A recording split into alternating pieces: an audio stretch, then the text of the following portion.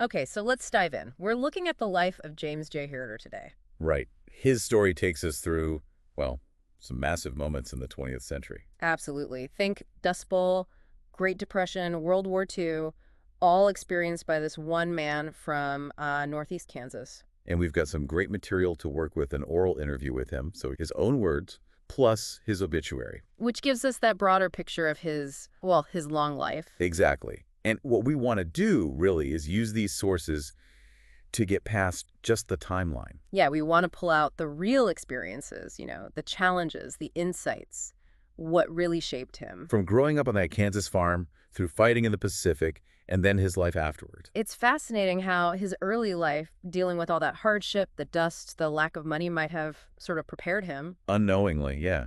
And then, boom, one event, Pearl Harbor, thousands of miles away, just completely changes his path. We'll see what his story tells us about, duty, sacrifice, just plain survival. It really puts a human face on these huge historical shifts. So yeah, let's get into James's story. Okay. So he was born May 1924 near Goff, Kansas.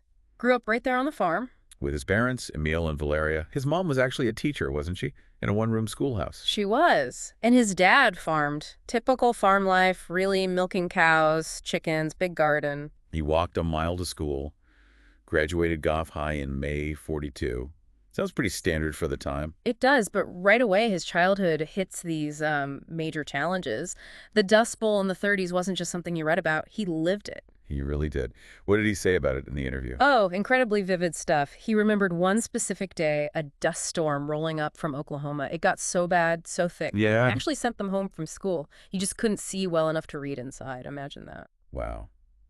That really brings home the physical reality of it. Just overwhelming. Totally. And he talked about the wind, how farmers started building windbreaks. But the most striking thing, What was that? he recalled the whole year of 1937, said they didn't get 1 inch of rain all year. An entire year with no rain. That kind of constant hardship, it has to shape you. Definitely. And then layered on top of that environmental disaster, you have the Great Depression. Right. How did that hit his family, being on a farm? Well, he remembered it clearly. He said very simply, nobody had any money. That was the reality. But did they struggle for food, things like that? That's the interesting part. He immediately followed up with, we never went hungry, though. Ah, because they raised their own food. Exactly. Cows, chickens, the garden, they sold eggs to buy other groceries they needed. So while the cash economy was broken, their self-sufficiency was a buffer, a crucial one. Yeah. They felt the lack of money, for sure, but basic needs were met. He mentioned only going to town on Saturday nights. For fun, Seneca had free movies, he said. That's right. It really paints a picture of life tied to the land, aware of the wider problems, but somewhat insulated. Okay, so moving forward a bit, late 30s, early 40s, things are heating up globally, especially in Europe. What was his take on Germany's expansion? He was watching it happen, felt the British were, putting up a good fight, but had their hands full. Did he know much about the Soviets then? No, he admitted he didn't really know much about them at that point, but he did think helping Britain was the right move. Things like Lend-Lease, the destroyer deal? Yeah, he supported those, felt that kind of help was necessary given what Germany was doing. Okay, so he saw the danger, but did he think the U.S. would actually end up fighting?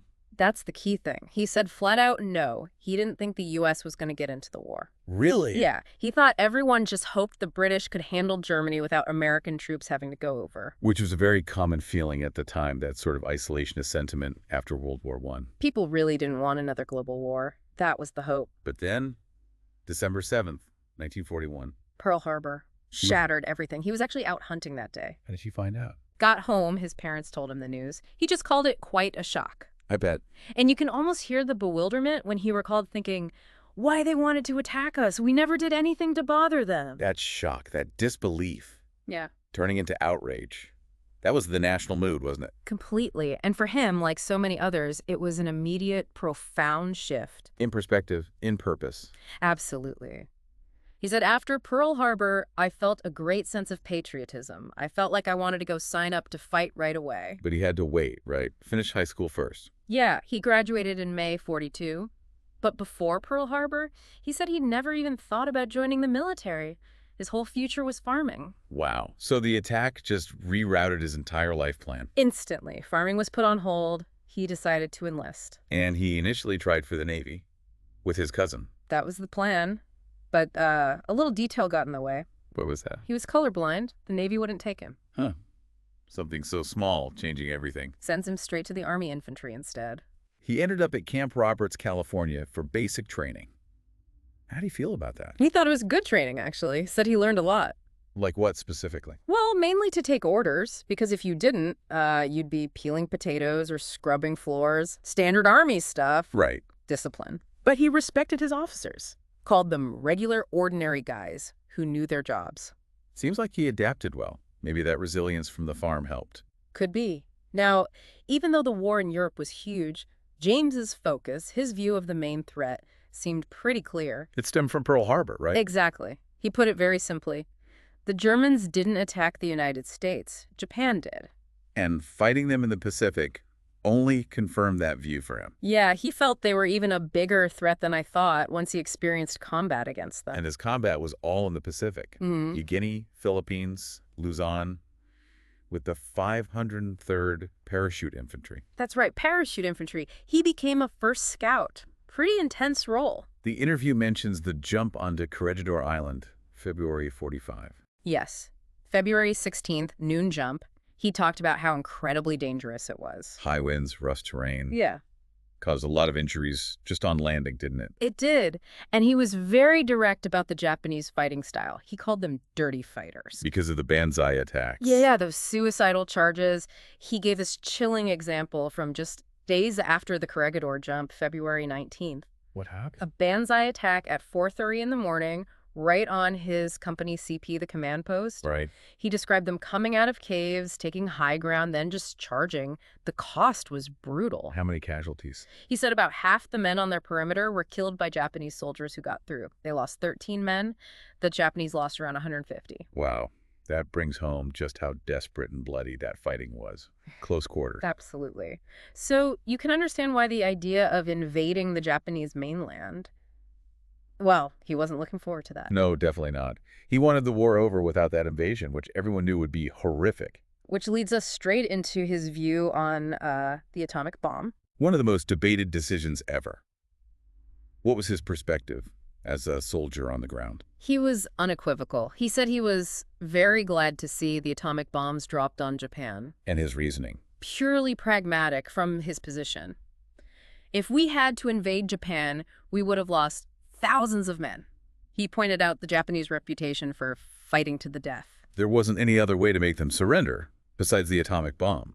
That's what he said, right? Yes.